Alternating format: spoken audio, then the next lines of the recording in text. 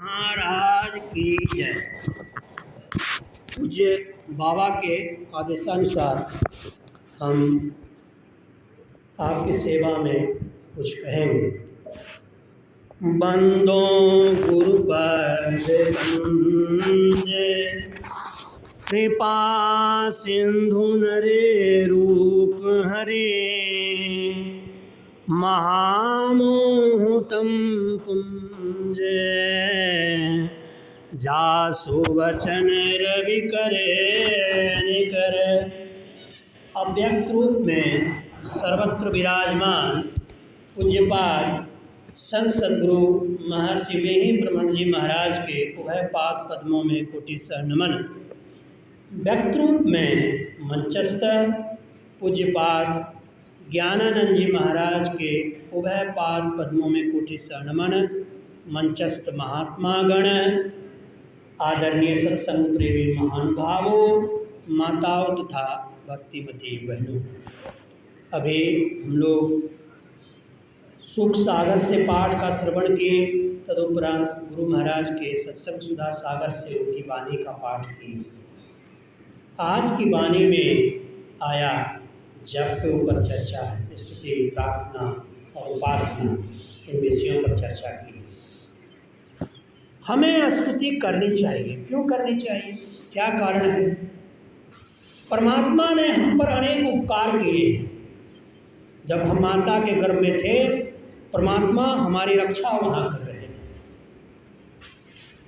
परमात्मा जब हम उल्टे पांव माता के गर्भ में लटके हुए थे और चिल्ला रहे थे कि हे परमात्मा, मुझे इस कारागृह से निकालो, पेशाब और पैखाने की दुर्गंध आ रही थी माता के गर्भ में, और 9 महीना तक वहाँ चिल्ला रहे थे। और गर्भवास में हमने भक्ति कबूली थी कि हे परमात्मा, किसी प्रकार मुझे इस दुख से निकाल दोगे तो गर्भ से बाहर निकलने के बाद मैं तुम्हारी भक्ति करूँगा। और परमात्मा ने वहाँ हमारी रक्षा की। जहाँ जहाँ कोई नहीं है वहाँ परमात्मा है, क्योंकि कोई जगह ऐसा खाली नहीं है जो परमात्मा से रहित है। हर जगह परमात्मा है, जर्रे जर्रे कण कण में परमात्मा है। परमात्मा ही है और सब कुछ तो ईश्वर है। परमात्मा सर्वेश्वर सर्वाधार है, वे सबके आधार हैं, उनका और कोई आधार नहीं हो सकता। जो परमात्मा खुद दूसरे पर आधारित होगा वो सर्वेश्वर सर्वाधार नहीं हो सकता, क्योंकि वह दूसरे पर आधारित है। जिस पर सभी आधारित है वह परमात्मा है, और जो किसी पर आधारित नहीं है वह परमात्मा है। तो परमात्मा हम लोगों को हर समय से हमारी रक्षा करते आ रहे हैं, इसलिए उनकी स्तुति करनी चाहिए।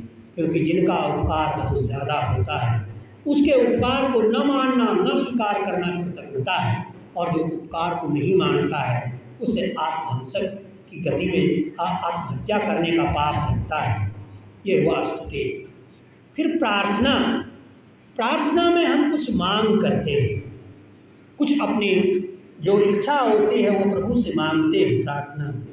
कि जैसे हम प्रभु की भक्ति कर रहे हैं, जब तक हम बंधन में हैं, हम शरीर के बंधनों में पड़े हुए हैं, तब तक हम भक्ति कर रहे हैं। और इस बंधन के कारण हमें शरीर में कुछ मांग होती है, जैसे भोजन चाहिए, आवास चाहिए, रोग निवारण के लिए पैसे चाहिए। ये सब प्रार्थना के अंतर्गत आते हैं। क्रिश्चियनिटी एक धर्म है, विश्व के कई देश में पूरी धरती की 22% जनसंख्या क्रिश्चियन धर्म को मानती है।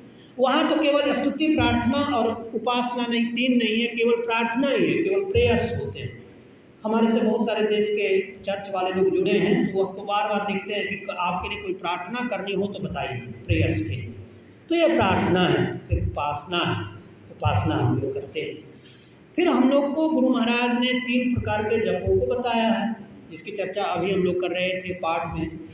मानस जप, 500 वाचिक जप है। वाचिक जप में हम लोग बोल बोल कर जो दीक्षा के समय दिया गया मंत्र है, उस मंत्र को जपते हैं। वाचिक जप में ऐसा करते हैं।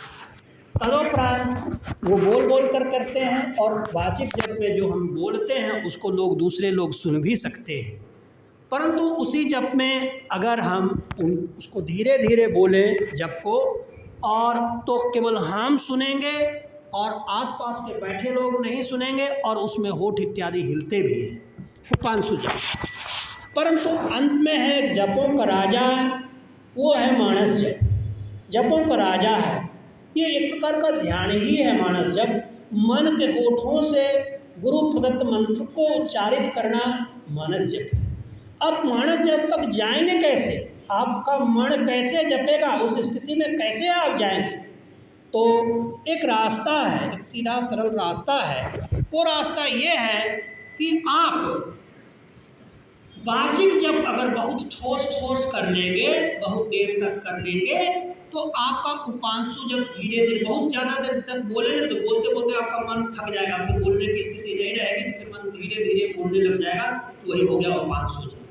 और ये मन जब धीरे धीरे गुरु प्रदत्त मंत्र को बोलने लगेगा, तो फिर जा करके बोलते बोलते इसमें भी आपका होठ भी बोलते बोलते जब थक जाएगा, तो वो काम करना बंद करके फिर मन ही अपने आप बोलने लगेगा। जो ठोस ठोस तरीके से वाचिक जप कर लेते हैं और ठोस तरीके से उपांशु जप कर लेते हैं, उसका मेरा ये अनुभव कहता है कि उसका मानस जप अपने आप होने लगता है, अपने आप। क्योंकि मन एक बहुत सूक्ष्म, अंदर की सूक्ष्म इंद्रिय है, इसको पकड़ पाना इतना आसान नहीं है। मुख को तुम लोग छू सकते हैं, इससे बोल सकते हैं, आप सुन सकते हैं, लेकिन मन को छूना भी बहुत कठिन है, मन को पकड़ना बहुत कठिन है। मन का लय तो नाद में जाकर होता हुआ आगे का है, मन कब कहाँ चला जाएगा इसका कोई ठिकाना नहीं है। तो मन की गति बहुत तीव्र गति से मन दौड़ता है। तो मानस जप तक आने की स्थिति के पूर्व अगर आपने वाचिक जप को बहुत ठोस ठोस तरीके से किया है, तो उपांशु जप तक आप जाएंगे, और उपांशु जप को खूब ठोस तरीके से करेंगे तो मानसिक जप, मानस जप अपने आप होने लगता है, ऑटोमेटिकली अपने आप स्वतः ही होने लगता है, और वो कुछ देर चलता है। अब वाचिक जप में आपकी कुछ पकड़ हो गई। अब हम लोगों का जब गुरु का आह्वान मंत्र है, तदुपरांत गुरु महाराज प्रकट होते हैं। प्रकट होने के बाद उनके पाँव में मणियों की ज्योति होती है, जिसके बारे में रामचरितमानस में कहा गया कि श्री गुरु पद नख मणि गण ज्योति सुमिरत दिव्य दृष्टि होती। मानस ध्यान में जो गुरु महाराज के पद के नाक के आपको दर्शन होंगे, उन पद के नख में मणियों की ज्योति है, जिसका सुमिरन करने से आपके मन के, जब मन उसका दर्शन करेंगे, आपकी दृष्टि की धारे देखने की शक्तियाँ उनका दर्शन करेगी, तो वो निर्मल होकर पवित्र हो जाएगी और दृष्टि योग करने की क्षमता को प्रदान करेगी। अगर मानस ध्यान में कोई सफलता प्राप्त नहीं किया है और वो दृष्टि योग में सफल होने की कल्पना कर रहा है, वो धरती पर है और आसमान की बात कर रहा है।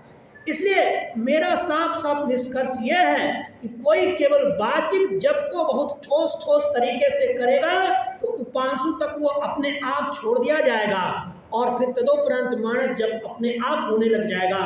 फिर सभी सारी क्रियाएं अपने आप धीरे धीरे धीरे धीरे, क्योंकि पहली क्रिया बहुत ठोस पूर्वक की गई है, इसलिए सभी चीज़ें सुलझती चली जाती हैं। और फिर मानस ध्यान में गुरु महाराज की मूर्ति का दर्शन करने के उपरांत उनके पांव के नख को प्रणाम कर लीजिए, फिर गुरु महाराज की मूर्ति का स्मरण छोड़ दीजिए, फिर दृष्टिधारों को जोड़ने का प्रयास कीजिए।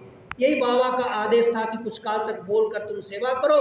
मैंने आपके सेवा में कुछ कहा, अब बाबा के आदेशानुसार कार्यक्रम आगे बढ़ाया जाएगा।